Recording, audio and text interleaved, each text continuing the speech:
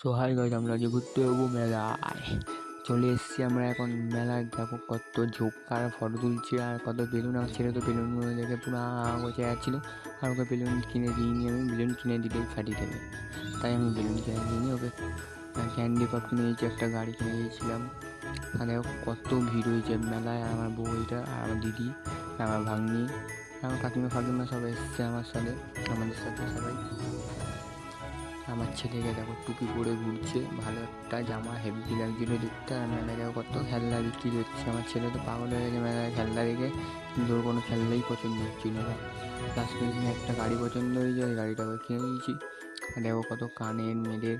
যাদের যাদের মেলা দেখতে ভালো লাগে তারা আবার চলে আসো আমাদের এখানে কবরডাঙ্গায়। আর আমি থাকি টালিগঞ্জে, কবরডাঙ্গা আমার দিদি বাড়ি। আমরা গেছি তাই মেলা দেখতে।